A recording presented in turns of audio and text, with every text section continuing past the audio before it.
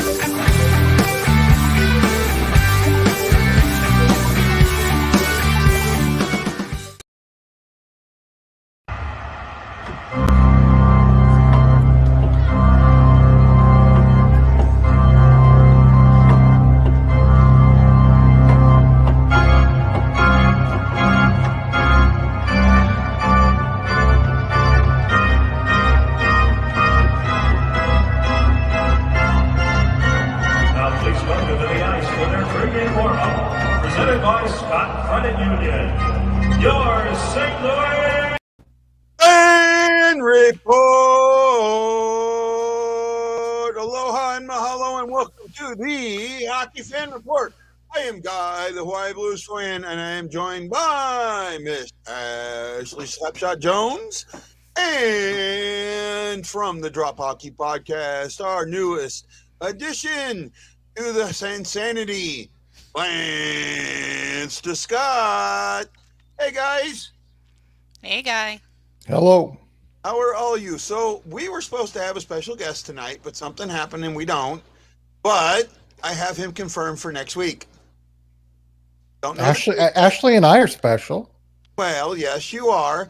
But I think Frank Cusimano ranks just a bit above you. I see how you are now. I'll give him I that actually thought one. you would smile at that one there, Lance. I mean, Cusimano would be one of your like top-notch gets.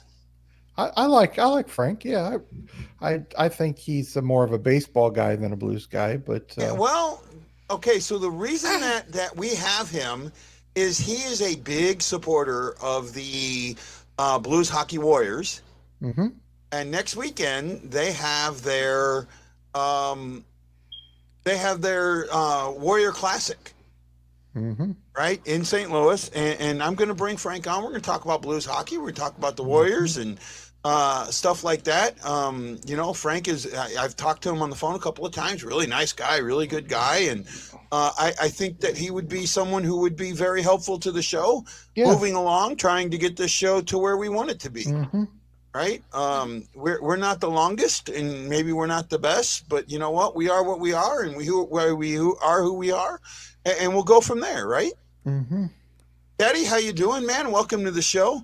I want to bring up something real quick, and I'm gonna bring it up, and it's gonna end, and we're gonna be done with it. Recently, someone accused me of not being in the service. First of all, that is an absolute fatality. You can go on my Facebook page, look at a post I put up, and there is a picture of me in boot camp. I think that just ends it. So, we don't need to talk about it anymore. It doesn't need to be dealt with. If people are going to want to talk bad about me or spread lies, let them, because they're not going to stop it, right? But everyone who listens to me and everyone who knows what we do, they know the truth, and that's all there is to it. And while we're saying that, it's Open Fan Thursday, Open Fan Day, so the fans get to tell us what they want. And I figured out how to explain what a blues fan is. right? I actually figured out how to explain what a blues fan, and I had an epiphany just before the show. Have you guys ever played the solitaire game Free Cell? Yes. I just, as I was playing it today, I play on expert level, right? I win about 1 out of every 5. I'm sitting right about 19%, right? And oh, John, you're more than welcome, and don't play hooky from work, man. Don't get in trouble at work, But I appreciate it. Evening, Mary. But when you're playing solitaire, or when you're playing Free Cell on expert level, you have to make moves that when you first make them, they make no sense at all. In fact, most of the times you only make sensible moves that get you jammed up to where you end up, you're all lined up, and the only move you have is a lateral move, and that's all you can do. Right? Well, I think being a hockey GM is kind of the same thing. There are times that you're going to have to make a move that most people would not make, that they don't see, they don't understand, and they're going to criticize you for it. However, that move opens up so many other options that you didn't see that were hidden, that when you make that move and those options open up, then you can make other moves. So you're no longer making that lateral move that goes nowhere. You're making moves that move you forward. That is what I think GM Doug Armstrong is doing right now. I think he is making moves that have not been lateral, that have been, that we didn't see coming. How many of you thought Saad, when we first signed him, was going to fit in so well with the Blues? Okay, that's because you think he's sexy, and that's neither here nor there. And I hope I can say that without getting anybody in trouble. Oh, right? It's fine. Yeah, Randy knows that he's my hockey boyfriend, so whenever he does anything good, I say my boyfriend scored, and he'll be like, okay. Yeah. Okay, I get, and we're there. But then Buchnevich, when Buchnevich came over, that was a move that a lot of people questioned, right? And then Tarasenko, right? Why not just trade him? Take what you can get. He doesn't want to be here. There's so many of these moves that everyone saw and thought that, they could make better moves. And in my eyes, they couldn't. Oh, it's about 8 degrees. Yeah, ooh. But there's no anything falling from the sky. It's just cold. Yeah, I used to love days like that. I could deal with days like that. Actually, see, that's the one thing that people understand. You know that it has to be a certain degrees for it to snow. It's got to be I think it's 18 to 36 in order for it to snow. If it gets any colder, it actually can't snow. The best temperatures, if you want snow to stick, is between 27 and 32 degrees. If it snows somewhere around that, especially in the upper 20s, and not get close to 32, you're going to get a lot of snow. I think back in the winter of 81 or 83, we got like 24, 28 inches, something like that. It was the year of 82. Yeah, I knew it was somewhere in there. And my birthday. Yeah, and it was great, but it was about when it snowed. It got colder after it snowed. But when it snowed, I think it was like 27, 28 degrees. Yeah, my birthday party got canceled. Right, that's what happens when you have a late December birthday. First of all, nobody's in school. Second of all, the weather's usually sucky, and you end up not being able to go anywhere or do anything. Did you really lose anything by missing that birthday? Let me ask you that. As your life changed because you missed it? You know what? I honestly can't answer that question. No, I really don't know. I don't have my crystal ball out to go back and see what I lost or didn't get. But it's possible. It's possible at that birthday party you could have been kissed for the very first time. It's possible. It's possible. Yeah. How old would I have been? 82. 13, 12 I'd have or 13. been 12. Yeah. Right? I was like -3. Oh, be quiet. You were just a little egg, Ashley. I was just an egg. Yeah, I'm not going to say the other thing. In somebody's eye, what was that they say? A gleam in your father's eye. Yep. But I was his only daughter, so it took him a while. Yeah. Your father had a lot of gleams. Yeah.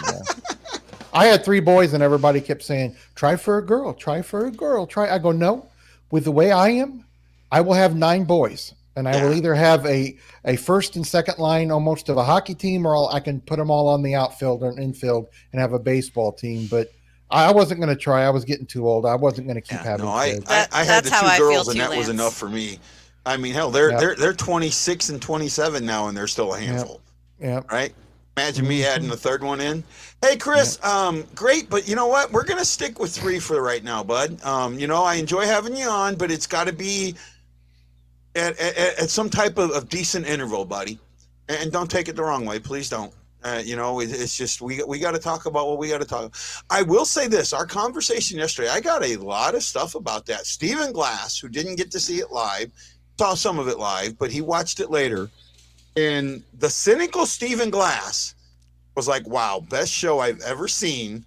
Did they nail it?" And not, you know, and he said all of us. He said we all had our points, and that's what made the show so good. We all had really good, solid points about what we saw, about what we thought, and all of this. And it's kind of, that's where I came in with the solitaire today, about how, you know, we look at it. We got to look at the moves differently, or what's going to be best. Yes, Brad, we will let you know who wins. That is a late game tomorrow for you guys. I think 9 p.m., right? Yes, very nice. Right? It's going to be a fun one. Now, Marianne has asked me if I'm going to do another, what do you call it?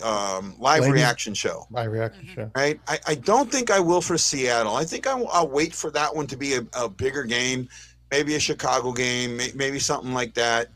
Actually, what I'd like to do for a Chicago game is get me and Wendy on the same show, right? And doing a reaction show something together from opposite ends. I think you definitely have to do the last game they have against the Avalanche. That would be a good one. Oh yeah, you know that one. Yeah, that's gonna. Well, I mean see, and let's get into this right now. Now that you bring that up, really, let's get into this. What? You know, you look at the Avalanche right now. They're only a game behind. Well, after today, they'll be a game behind. They play the Kings like after we get done tonight. I'll be back. Right, and they played. They ended up beating the Ducks, and that was a good Ducks team. And you know, there's a on Twitter, and I can't remember his name now. He's actually from St. Louis, and this is like, you know, and I get it. You got to, you know, you got to make your money where you make your money, but it almost feels like when he tweets and things like that, that it's twisting the knife in the St. Louisness, you know, right? I can't remember his name now. I got it here on my phone. I'll figure it out like in 10 seconds or so. His name is, and I got to get to the right thing, and now it's not coming up. Oh, because he's always, one more. Sorry, guys, I know. That's all right. Together, when you're looking at this, I was just going to tell Michael, and I think Ashley will agree, that these last 3 games were really good games, even though they lost the one against Toronto, and you know, probably should have won that one, but they looked really good. I thought in all 3 of those games, they just kept trying to skate with Toronto, and I don't think they're capable of doing that game in and game out for 3 periods straight. I agree.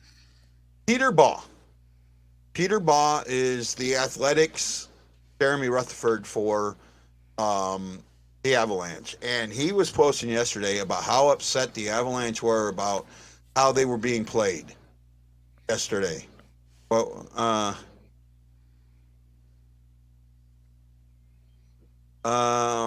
is that right now? Is that something going on right now? I haven't been watching the scores today. I have, unfortunately. Yeah.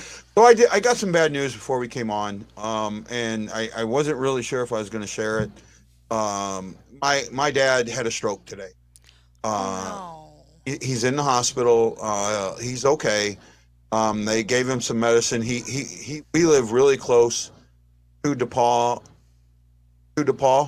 and because we live so close, he was able to get there very quickly. And like, so he was able to get that injection that breaks it up. Yes.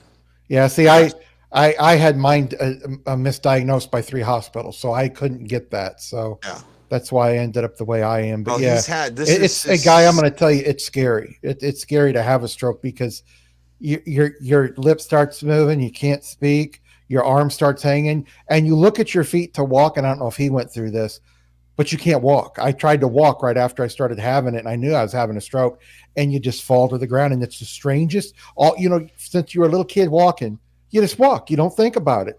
And I even looked at my legs like, come on, dang it, walk, and just nothing. Yeah. So I got the news late, my mom called me and told me what was going on.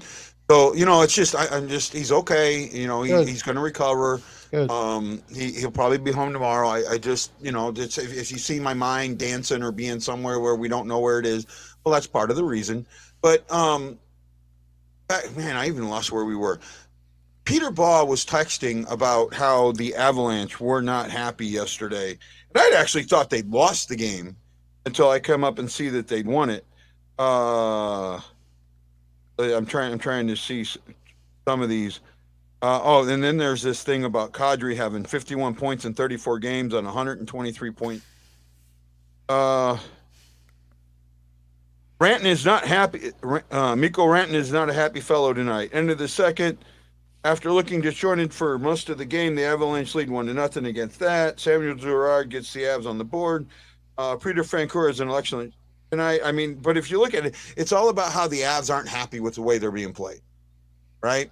And I don't get it. Am I wrong? Am I using Av colored glasses or Blues colored glasses or whatever when I look at them? But to me, it seems like almost everything goes their way. Every time that they're down in a game, something happens that gets them right back in the game, right? There's something, and I guess it's what I always say, you make your own puck luck. But this team right now, I see them winning the division by 10 points. I hate to say that, but I right now, what do you, they don't lose. All these games in hand, they've won. They've jumped right ahead of us. They're right in the front of the division where I said they were going to be based on points percentage. What do we have to do? What does the division have to do to beat the Avalanche? You've got to hope that they come down to earth, and every team, somewhere between January and March or 1st of April, unless you're the St. Louis Blues of 18-19, you're going to have a slump. And you're going to have some issues. You're going to have guys injured. You're going to have guys go off because of COVID. So, I think they'll probably still finish first, but I think it's going to come down to the last couple games. And I don't see the Blues being more than 2, 3, 4 points out of it. If they don't get the first spot, it's going to be a tight race. And I've been noticing a lot too about the Avs that, like you said, they'll win a game and they find something to complain about. And I'm just sitting there going, you won 4-2. What are you complaining about? If it was a bad call by the ref, if it was a offside that shouldn't have been, what does that matter really in the long term? You won the game, and I still say when the Blues are on and the Avs are on, they're very, very close teams when it comes to competition. They're very, very close teams. When the Blues don't have everything clicking and they play the Avs will probably going to beat them. But if the Blues have everything clicking, the Blues got a very good chance of beating them. Well, I've been saying that for what? I said that all last year when everybody said that the Blues on paper were the third best team in the Central. I kept saying no, or in the West. I kept saying no, they're not. Right? You're given a lot more credit than I thought credit was due. And I don't know what happened last season. I really don't. I don't know if it was COVID. I don't know if it was Berube being stubborn. I don't know what it was, but they just never got on the same page the entire season, right? This year, they've done that. They've gotten on the same page very, very quickly. And, they did Tom Timmerman, who was away from the newspaper for a while. I'm not sure why, but he just came back. He did a mailbag, and the first 5 questions were all about Bennington, and they were all about, well, Chucky Sideburns did so good, why isn't he playing? Well, who's so much better than Bennington? Why don't we play that? Why haven't we traded Bennington yet? All of this stuff that makes no sense to me, because I can see the underneath the free sell, right?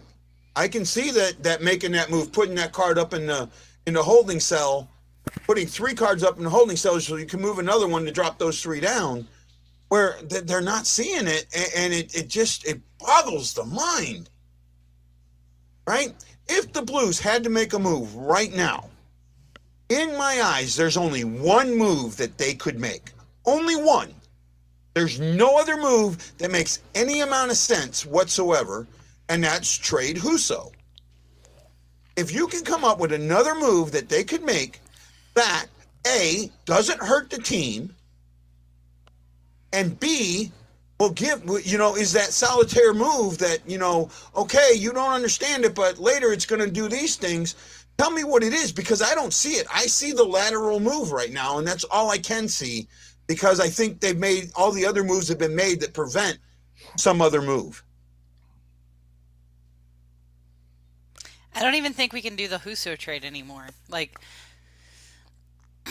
we're going to need him, seeing that he's our hot hand. Yeah, but that's one you have to make, because it makes no sense to get nothing for him. Unless it's going to give you a deep playoff run. Next year? Yeah, Husso's gone. He's gone, but if he can get us a deep playoff run. He's gone this year. He's gone before the playoffs, because I can't see Armstrong. Armstrong's already taken calls on him. I know he got a couple calls after the game against, I think it was Seattle, if I'm not mistaken. After getting, or maybe it was after the Predators game, I don't know. But, he's getting calls on him. He's got calls on him since probably a month ago. And okay. I think D-Man from Arizona. No. Sure. No. And you know why? They want too much, and he's a good defenseman, but people are saying, well, it's going to take more than getting Eichel from Buffalo. Well, that's just ludicrous. Yeah. I didn't want Eichel here in St. Louis and said it was never going to happen. Yeah, but here. If you looked recently, he's going to be out another month or two, is what I just heard out in Vegas. He's going to be out another month or two. So, his strength is coming back slower than anticipated. Yeah. And, Husso is a guy that you could probably get a third for, and maybe a roster player that gives you depth or something. But in all actuality, with the way they've been playing lately, what guy do you send down to make a spot for somebody? They're good from top to bottom. Husso is the only thing, and I think it's going to be for draft picks. Yeah. And then fans aren't going to like this. They may bring Lindgren in a little bit and let him play a couple games, and Hofer. But I honestly think for the playoffs, if Husso gets traded before then, it's going to be Bennington and Hofer. I just don't see Charlie Lundgren, and I know it seems like everybody that has a neat nickname, all the Blues fans think he's great. Some guy has a mustache. He must be a good player because he's got a mustache. This and that. Well, that reminds me of a Family Guy episode. Yeah, I'm going to tell you something. Montreal had a choice. Keep Lindgren as a backup, a very low backup to Carey Price, or go out and get Jake Allen. They went out. They thought enough of Jake Allen over Lindgren to get him, to Montreal, and they just basically let Lindgren go after that and didn't re-sign him. And no other team wanted him. Very rarely, because there were actually people calling about Bennington before he came to the Blues, because they knew the Blues had a surplus and he was third, fourth down in their list. If somebody wanted Lindgren and he was that good at the age he's at, NHL teams have seen enough to know what he is, who he is, what he does best, and what he doesn't do best. And they have more scouts in the AHL than they have in the NHL. He's too slow going side to side, and he's too slow getting up out of the butterfly. And those two areas you do not want to be slow in. It's going to really kill you. If Husso's here, then that means the Blues have changed their mind. They're going to re-sign Husso, because if he's here in the playoffs, they're going to re-sign him. They're not going to keep him here for the playoffs and just let him go. To me, that means that Husso's willing to sign for, say, 1.5 or 2, or a structured contract from 1.5 up. And one of the reasons that I look at this, you can't, again, the free sell analogy, you can't just look at the here and the now. You have to look at what's down the road. Look at our free agents we have coming up. And the next 2 years. In 2 years, we have both Tarasenko and O'Reilly at $7.5 million apiece becoming free agents again. Tarasenko's not re-signing here. I disagree with that. Guy, I'm sorry, guy, Lance. he's Lance, he's not resigning here because Doug Armstrong does not want him back. Doug Armstrong's looking for youth. Doug Armstrong doesn't want to pay him $7-8 million a year again on he's a 5-6 not gonna get year. 7-8 million. That's what he wants. He's not going to What- take it. If you seriously think I want $1 Tarasenko, million. Am I going to get it? if you think Tarasenko is going to play here for $3 to $5 million, no way in hell he does that. No way Get in a hell. cup this year, he does. Get Nope. a cup next year, he does. Nope, no, he does not. No, he asked for more then. He's gone. He's gone, Guy. We'll be talking about this next year before we go into the playoffs, and you'll be telling me, Lance, I'm sorry, you were right. Tarasenko's gone. Well, I don't hope you're right, but if you are, you are, and we'll give you your credit when it's due. But right now, look at everything that Tarasenko has done. Right has now, told- Guy, I'm not talking right now. I'm talking before next season or before the trade deadline. Okay, I'm not I get talking you, right but now. listen to where I'm coming. He's still got the no trade clause. He has to waive it. All he has to give them is the teams that he'll go to. But he's not done. He rescinded the original. Guy, It's been rescinded. he's gone. Oh, well, He's gone. even if he says, let's say he says, you know what, you want to trade me? Here's a list of teams that I'll take a trade to. They can go out and say, okay, we've got this trade to this team, and this is you to this team. He can turn around and say, nah, I don't want to go to there. I don't like that now. I'm not happy with it. And it's over. He still has to approve the trade. He still might not be traded. However, when his contract is up, what Lance is saying is if he lasts that long, he's not signing again. And I disagree with that. Right? I mean, it's think one of that- those that I want to disagree with him too, but I don't know what's going to happen in a year and a half. Here's the thing. If you go into next year and he's still playing pretty well, and it comes down to January or February, and he has not re-upped on his contract, he's not re-signing with this team. He's going to be traded or he's not going to be re-signed with them. Now that I'll agree with. Just no That I'll way. agree with. And I and, think and according to Armstrong, the people I know knows Armstrong, they've had zero discussions about trying to re-up him soon or sooner at all. yeah, but see now you got Armstrong is very good at negotiating ahead of negotiations, right? He did that with Bennington. He did it with Allen. He did it with Bushnevich. He did it with. He didn't do it with He he didn't do it with Petrangelo. Well, no, they tried to negotiate. No. Petrangelo didn't want to negotiate. They didn't try to negotiate for a couple weeks before. When it was January, February of that year, I told everybody there had been zero discussion of money, and there had been nothing. It didn't start heating up till there was a couple weeks left in the season, and that's when they finally started talking to each other.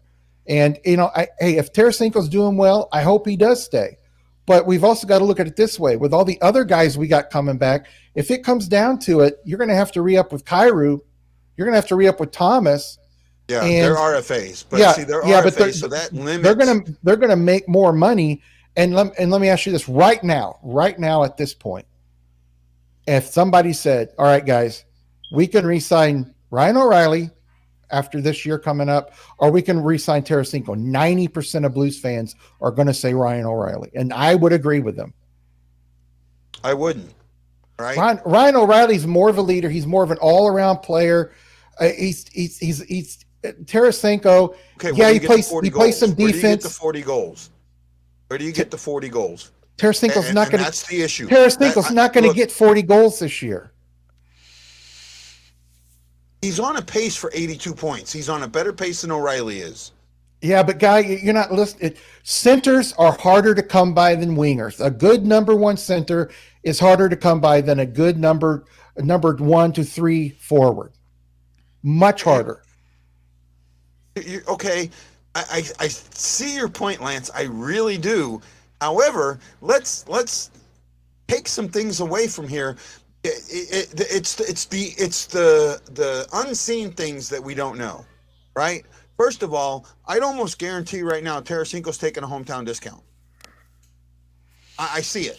He's not going to make less than he's making now. He's not going to do it. I know his agent well. He's not going to take less money than he's making right now.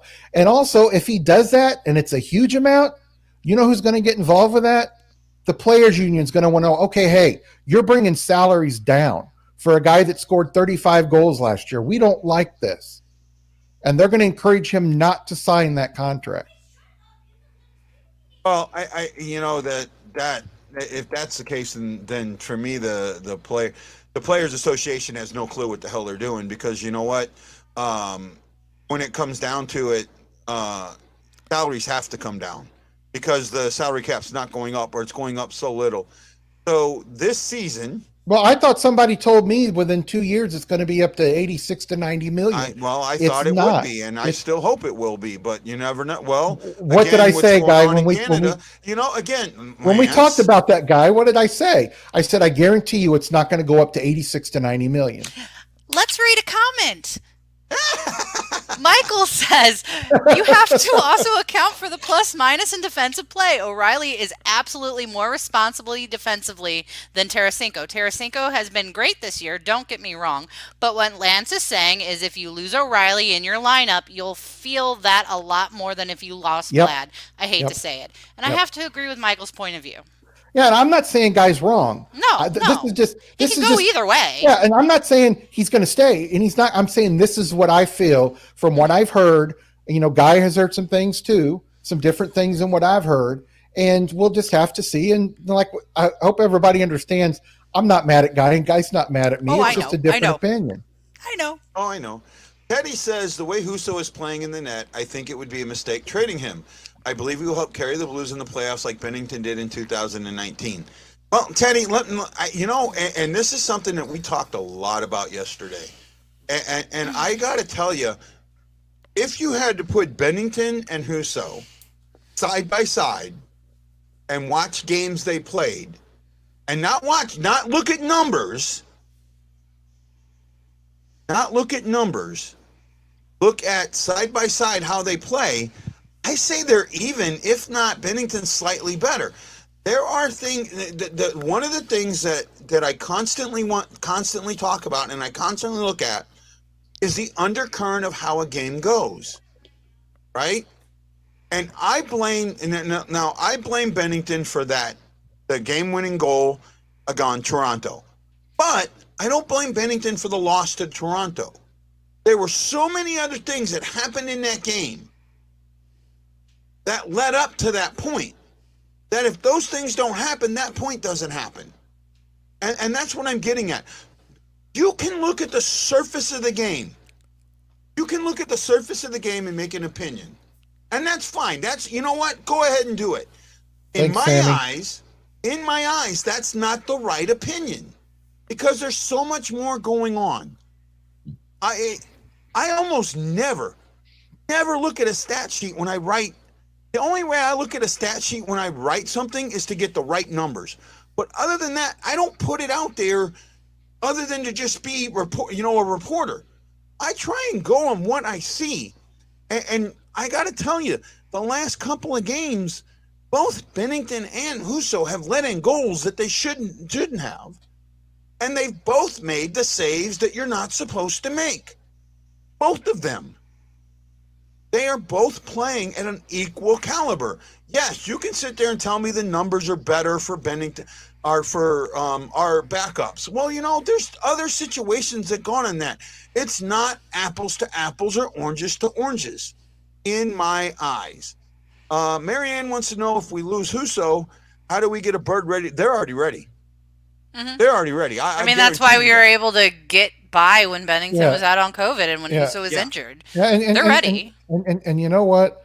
The thing is that they've got the guys in the background ready. If Husso's gone, Hofer will step in. But one thing I wanted to add that I didn't get to add, and it's because I talked too long. If Husso is still here after the trade deadline, that tells me they want to resign him as a backup and let Hofer or Ellis go, which I think would be a huge mistake. I agree. I agree.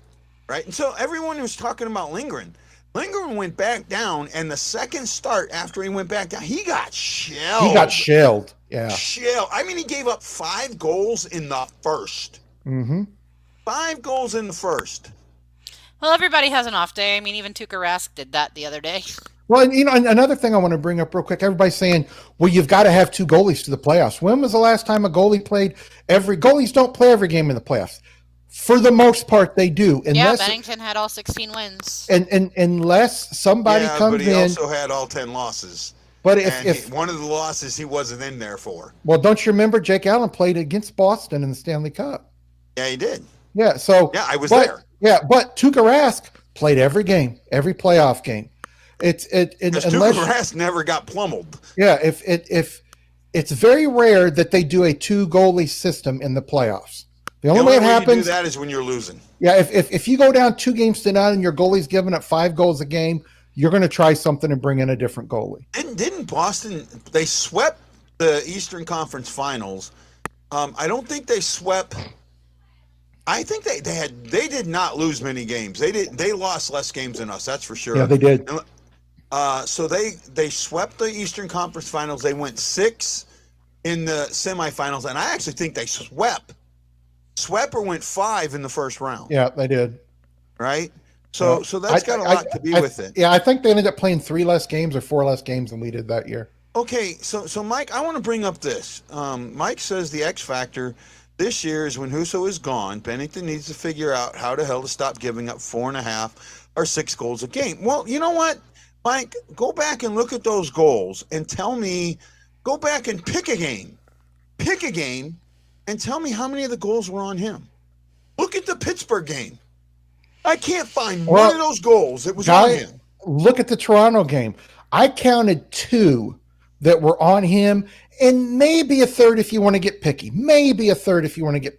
So they gave up 6, and he allowed 2 to 3 goals that were his fault, or that he should have made those saves. He's not giving up 6 goals on his end.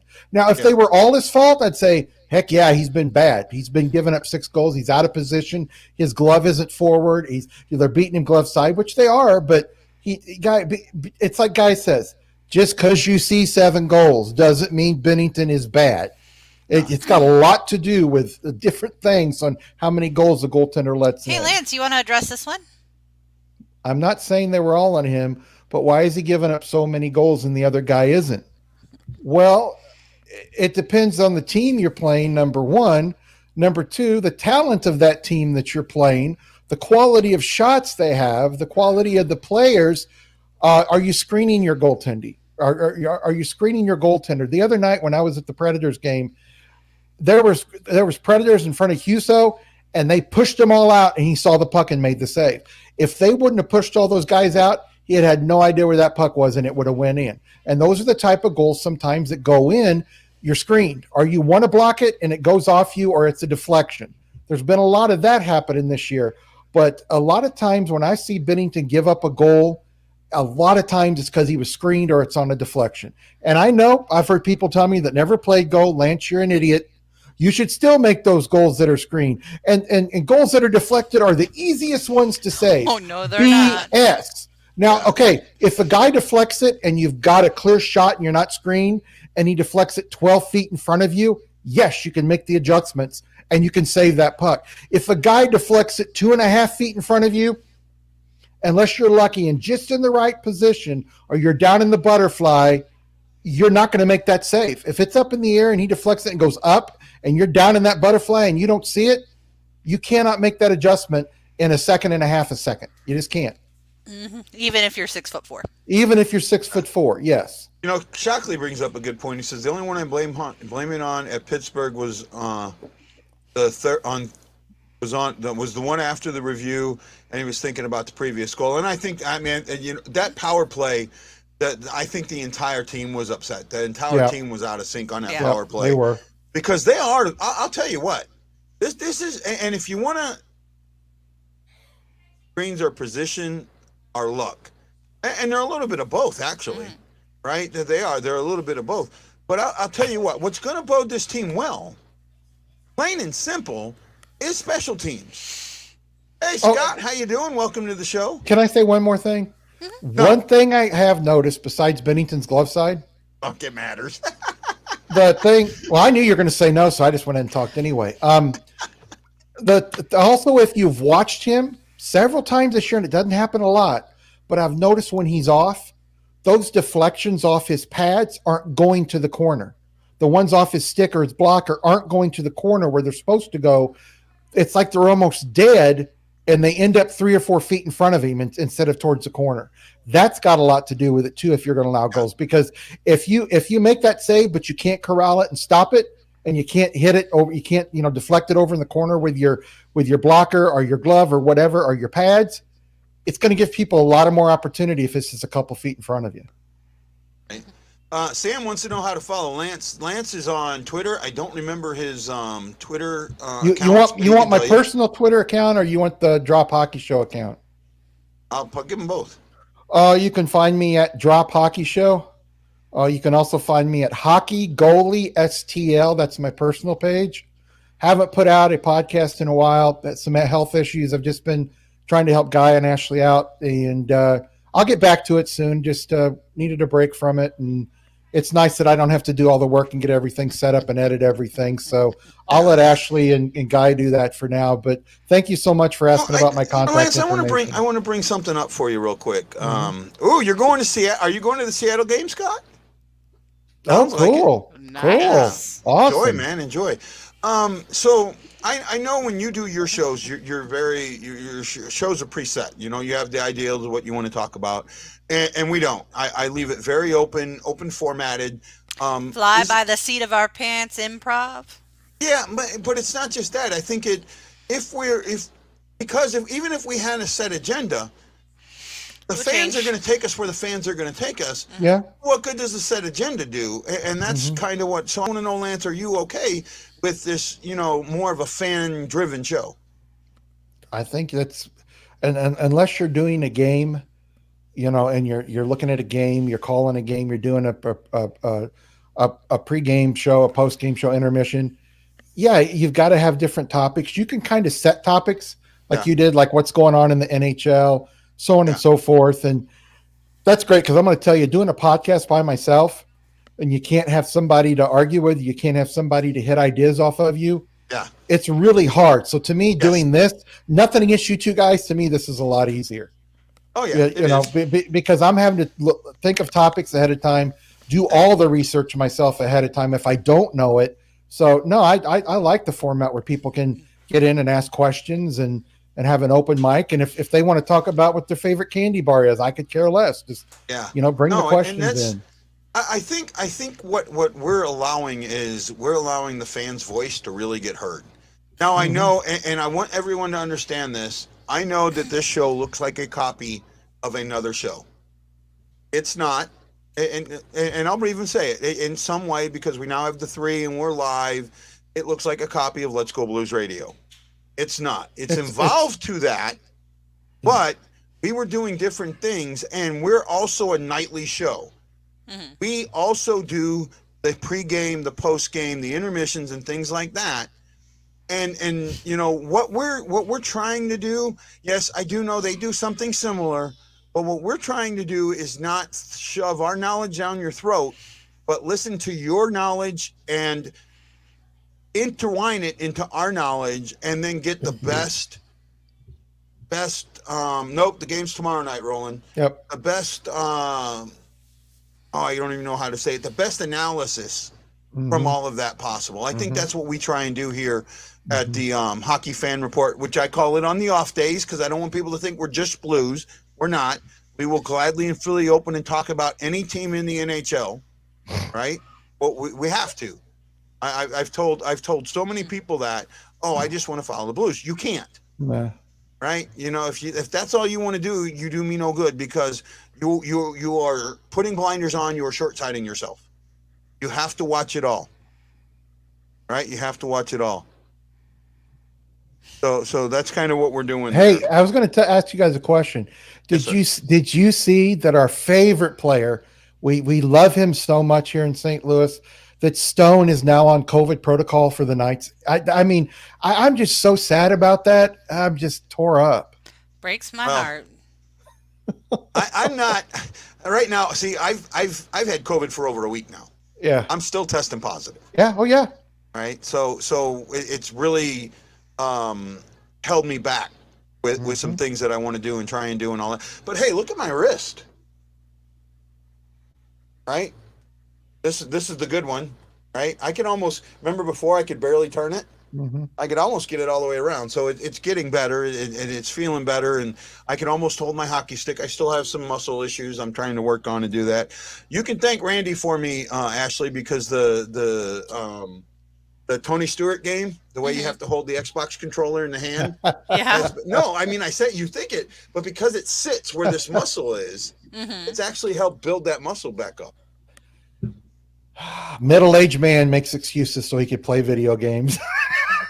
Middle age? What are you talking about? I'm old age. I'm just plain freaking old. Hey, did you also see that Chicago, from what I'm hearing, is very seriously thinking about letting or about trading a Fleury before the. Well, the only problem with that is one of the reasons that Fleury went to Chicago was he was promised they would not trade him. I know, but Right. they did an interview with him on NHL.com and says he's aware of it and aware that it could happen. Okay. But because he almost retired before Yeah. he went to Chicago, he was going to retire. I was on that press conference. I was at that press conference. Yeah. While I was that press conference happened while I was in California, or no, in Arizona. I was in Arizona, Sedona, I think, Sedona, Arizona, and Roland, don't be a jackass. Yeah, I seen it. But I was, and so I sat and watched that press conference, and they kind of danced around it. But he basically said, they said that I'll be here for the year, and that's kind of why I didn't retire. You know, me and my family thought as long as I could stay in one place.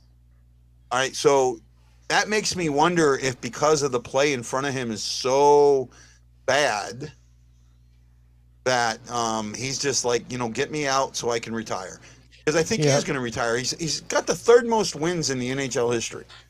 The guy's already booked his ticket to the Hall of Fame. Did you realize something? Curtis Joseph played in more games than Fleury. His goals against is not much higher, like 0.2 higher than Fleury's. His save percentage overall is a little lower, and people are telling me that Curtis Joseph isn't a Hall of Fame goalie. Curtis Joseph is a Hall of Fame goalie. In fact, it's an absolute travesty. It is. That it's an absolute travesty that he's not in the Hall of Fame. Him and Gary Unger. I'm sorry. I know you may disagree with me with Gary Unger, and I know that I have a personal connection to Mr. Unger, and that makes my feeling a little bit stronger, and I admit this. However, look in any sport, with one exception, and find me you're an Iron Man who's not in the Hall of Fame. And the only one that I can think of is NASCAR, and their Hall of Fame's only like 7 years old. And actually, he may be in the Hall of Fame, and I can't remember who it is. I know they had a really like strong Iron Man for a while. And in the NHL, why is the first guy to play 900 straight games not in the NHL, not in the Hall of Fame? That right there, in and above itself, should be enough. And then you look at the fact he did something that no other person in the NHL can say they did. He played on a line, Gordie Howe and Wayne Gretzky. You've got to be pretty damn good to play on a line with both those guys. He played on Howe at the beginning of his career when Howe was at the end, and he played with Gretzky when Unger was at the end of his career and Gretzky was at the beginning. I don't think any other person can say they did that. Right? I'm not understanding Sam's thing. He says Curtis's style of play is why he's not in the Hall of Fame, and he was a bit unorthodox. I watched him a lot. He wasn't. Yeah, no, it's I don't not think his style of play. It's the era he played in. It's the era he played in, and the fact he played with so many different teams. He played with a lot of different teams, and really, he's one of the best goalies I have ever seen personally. Am I going to say he's top 25 all time? No. Am I going to say he's top 50 all time? I think he's close to that, top 50 to 75 goalies of all time. I could put him in the top. I could put Cujo in the top 25. It's just like the pitchers of the steroid era. Yeah. Right? when we look at the picture and go, where's E when I need him? when you look at the pictures of the steroid era, I agree, Chris.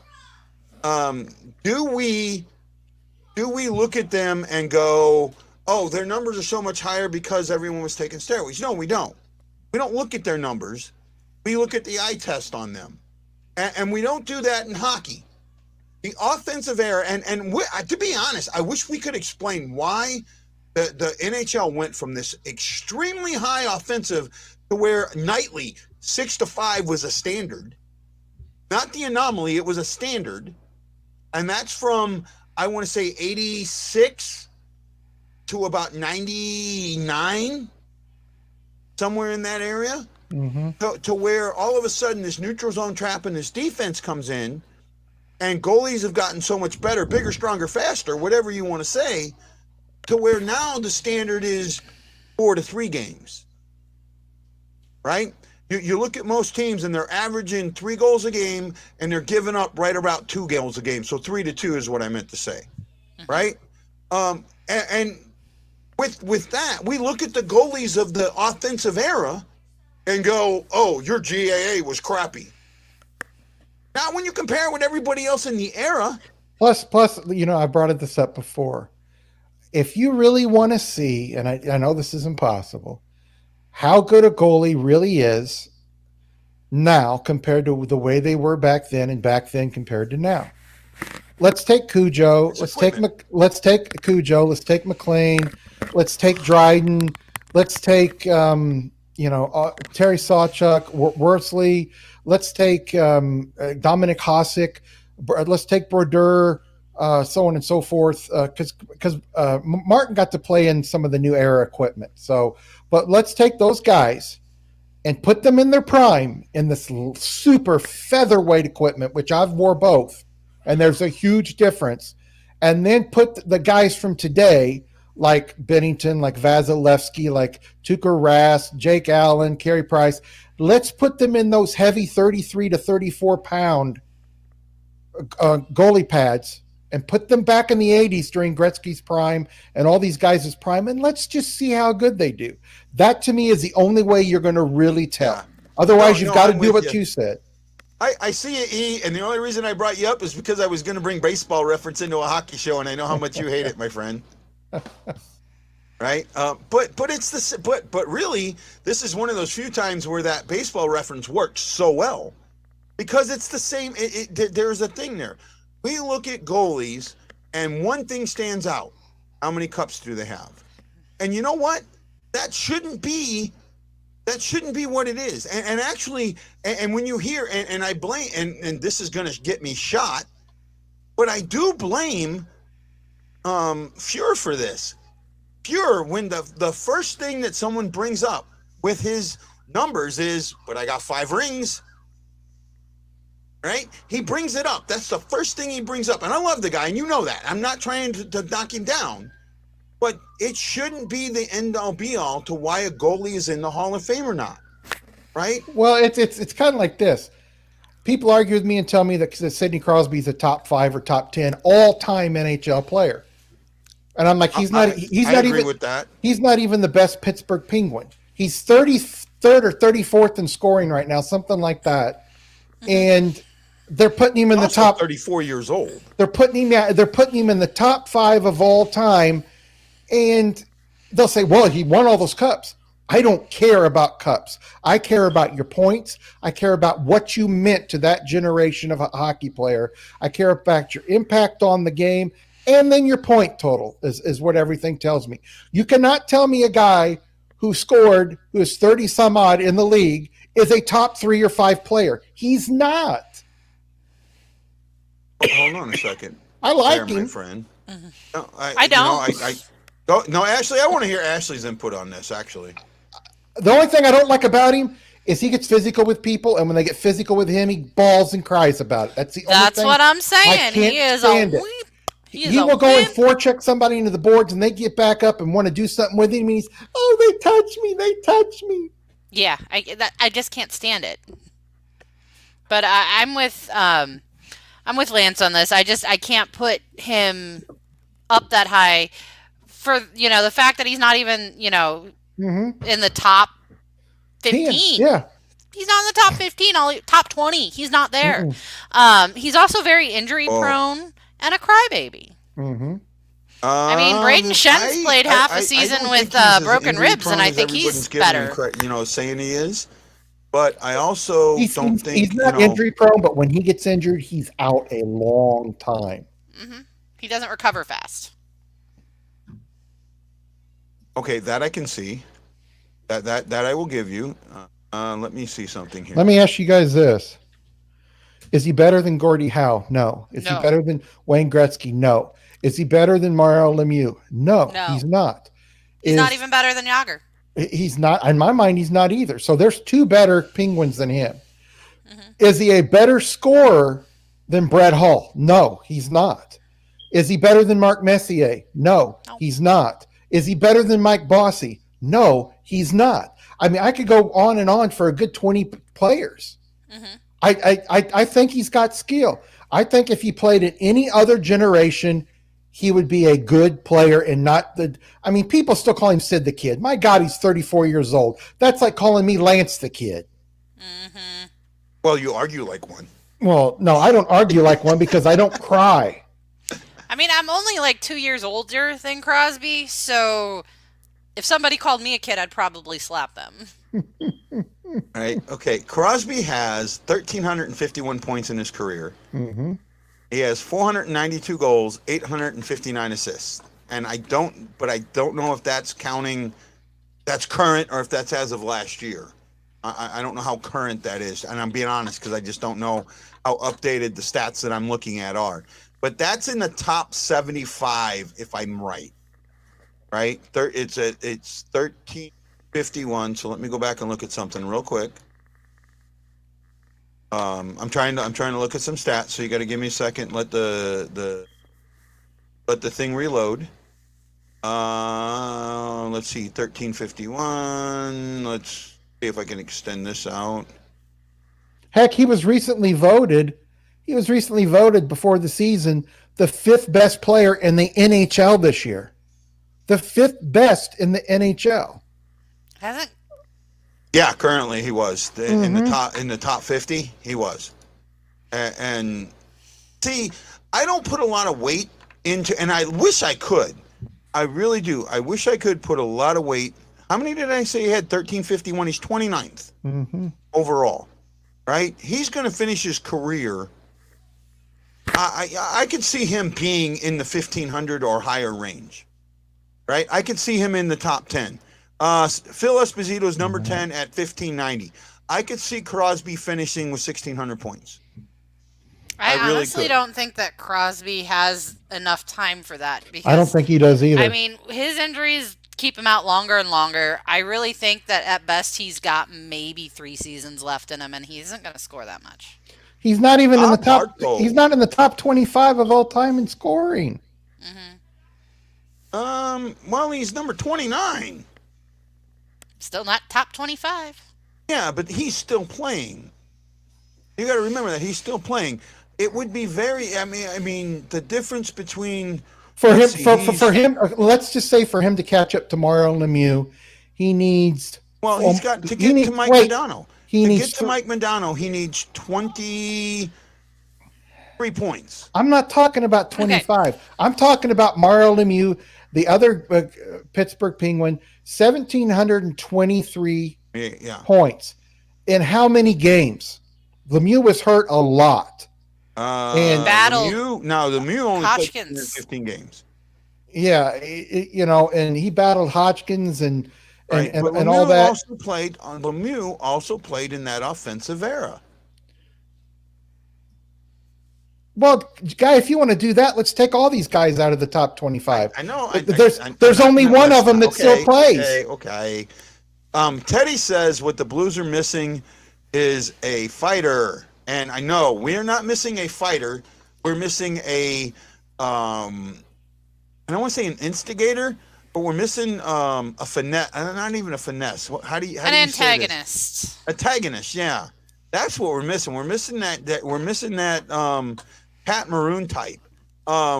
the guy that was supposed to be it and who I thought was gonna be it was gonna be Costin. I thought Costin would, but they've Ted Lasso'd Costin, right? Yes, all of those things.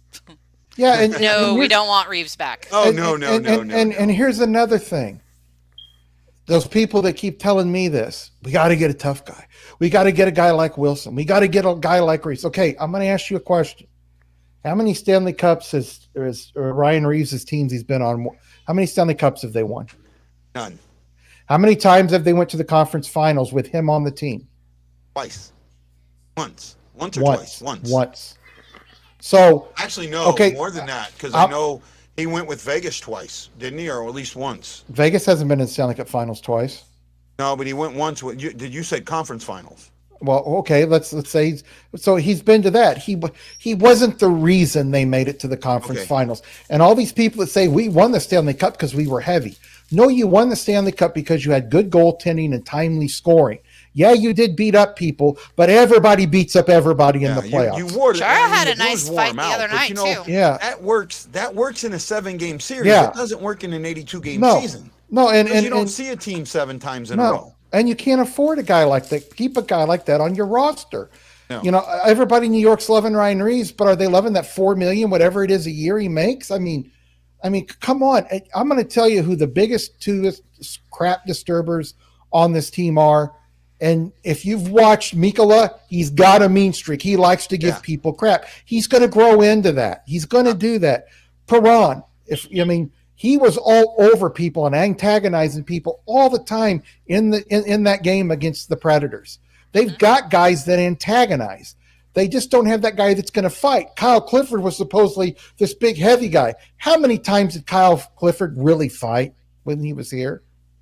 Hardly. Well, you know what? No, I want to address this real quick. Teddy brings something up. And Teddy, don't take this. When we address you, and even if it's in a negative, it's because we see things a little differently, and it doesn't mean you're right, doesn't mean I'm right, doesn't mean you're wrong, doesn't mean I'm wrong. But he says nobody is scared. You know what? The game has changed. That's not the same game anymore. Guys like that don't exist.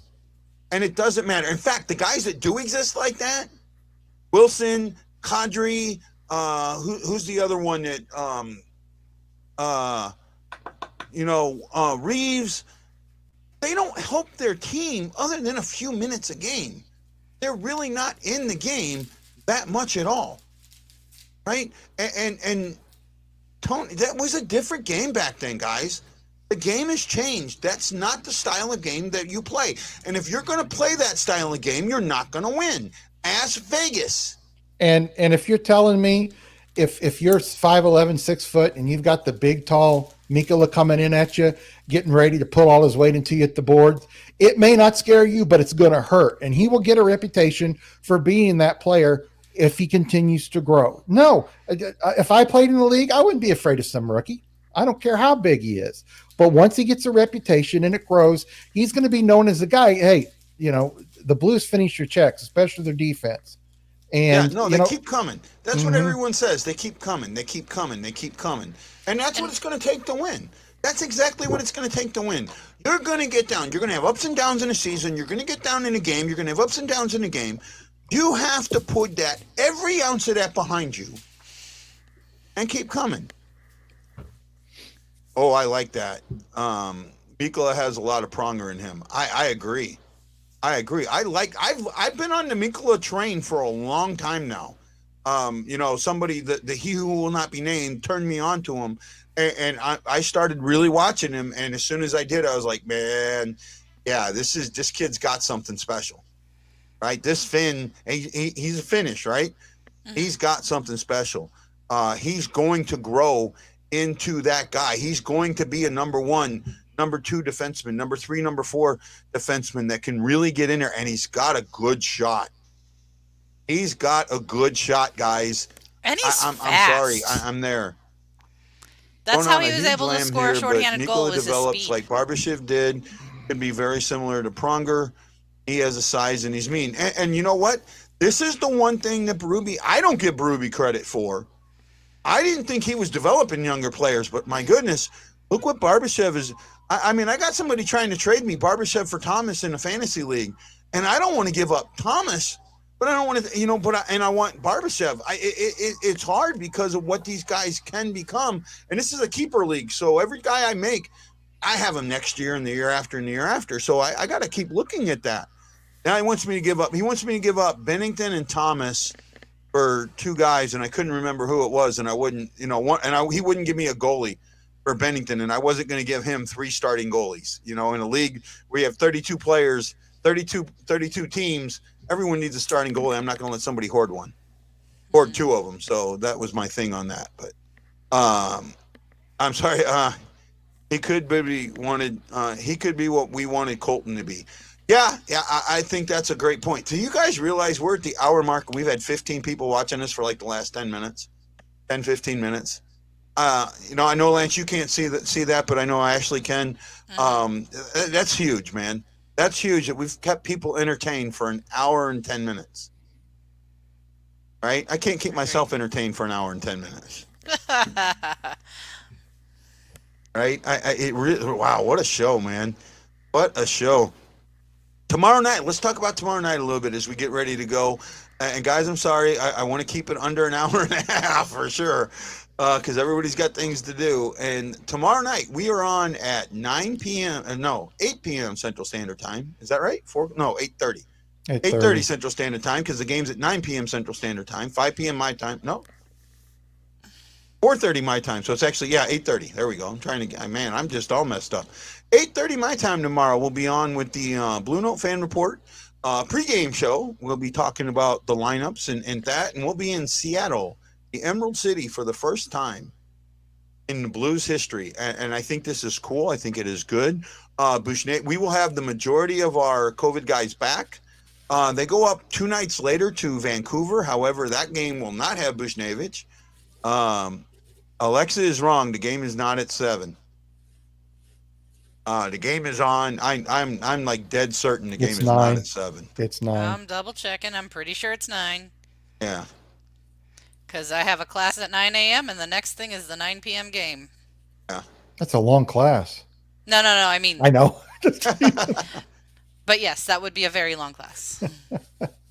Friday, January 21st at 9 p.m. Central Standard Time, Climate Pledge Arena in Seattle, Washington, on Bally Sports Midwest and the Bally Sports app, in 101 ESPN and the NHL app for your listening pleasure. Or you can just turn into the Blue Note Fan Report and hear our take and listen to what we say and say what all of your comments and questions and all of that stuff is. Right? We're your voice during the game, guys. That's what we are. That's where we're different from everybody else. We're your voice, and we want to be your voice. I look forward to this. I have you tomorrow, Ashley? Yeah. Lance? Yeah, unless I have a bad day, but yeah, I should be able to. Well, if you don't want to have a bad day, stop looking in the mirror. Ooh. We're on fire today. He's just speaking from personal experience. He has no idea what happens when you look in a mirror. I thought that he would be much worse off with that accusation against him, but yeah, well, that is what it is, Yeah, whenever I saw that, I'm like, that picture guy showed me? I didn't know that they allowed civilians to dress up in Navy attire and be on ships just for the hell of it. I didn't know that. Right. 8:30 tomorrow, Teddy. Yeah, remember the story I did about Brett Hall? How hockey saved me? I remember that. And actually, the website's back up. I got the website fixed. Good. Right, so I can start writing again, so we'll get there. Good. I have a picture of me sitting in the oil lab and on the bow of a ship of the USS Mobile Bay. Look, I know I'm ugly, and I get it, but I'm pretty sure that my face from those 2 pictures is close to the same. I don't think that they're that far off, right? That far off at all. And in fact, hold on a second, and we can do something here real quick. Maybe kind of, sort of. Also, real quick, Guy, I was watching videos the other night from songs from the 70s, and I've got to send you this guy's picture. I can't think of.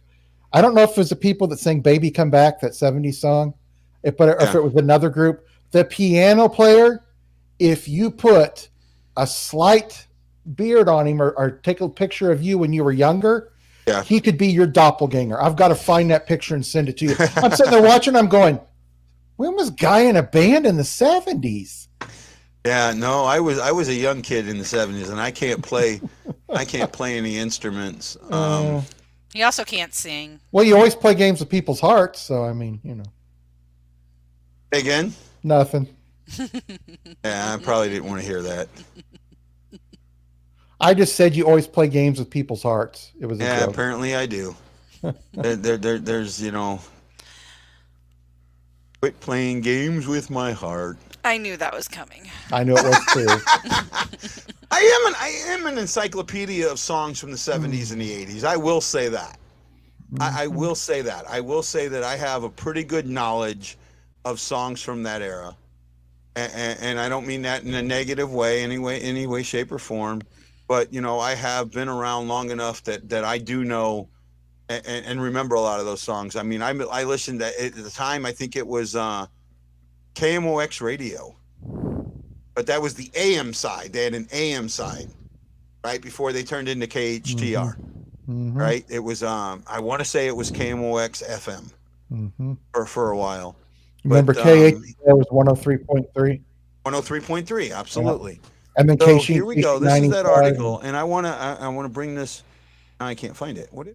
Man, I'm just like, here we go. Okay, so that is the USS Mobile Bay CG-53, the ship that I served on back then. Right there, right? Yeah, that's That the is picture I me saw. in the oil lab in 1992. I'm pretty sure that you can tell that that's me, Yeah. right? And the last one, now this one's a little bit further away, but this is me standing on the bow of the Mobile Bay at the same, at absolutely the same time. I don't have anything closer from that period, but Yeah. that's that. So, if there's anything, Keishi, I did listen to Keishi back then a little bit, but I actually I will admit this. I was more of a pop guy. I did like pop music back in that period. I wasn't as big of a rock guy. I mean, I liked a lot of it, but it didn't. Some of the antics of Keishi, and my thing was the 90% of the people that listened to Keishi were the guys that were bullying me. So it kind of turned me off from Keishi 95. You know, why do you want to sit there and listen to a radio station of the T-shirt that you just had thumb to your face while a guy was pushing you down and beating the crap out of you? So that was my Keishi. So in other words, you didn't do well with the stoners in your school, then, is what you're telling me. Not in the least bit. I tried to make friends with all of them, so nobody would mess with me. Plus, when I was a freshman, I had a brother that was a senior, and although he wasn't big, everybody knew not to mess with him, so nobody messed with me. Yeah, there you go. I Okay, had guys, six what brothers, a fun show. so yeah. Yeah, you had 6 brothers. You had, I mean, you were Yeah. like covered from high school, from grade school to high school. No You one- had better protection than most people have. Better protection for And the what's car funny is I'm tougher than my brothers. because you had to You- be. she had better protection than the mob. Yeah. Mhm. Well, Yeah, guys, hey. great show tonight, man. Great show tonight. I really enjoyed it. And the fact that we had so many people stay for so long and that they want to keep sharing the show out and telling others about it tells us we're doing something right. A lot of fun. Guys, have a great night. Ashley, enjoy yourself. Be fine. You know, best of luck to you if you got to do the thing you told me you may have to do. Oh, it wouldn't start until next week.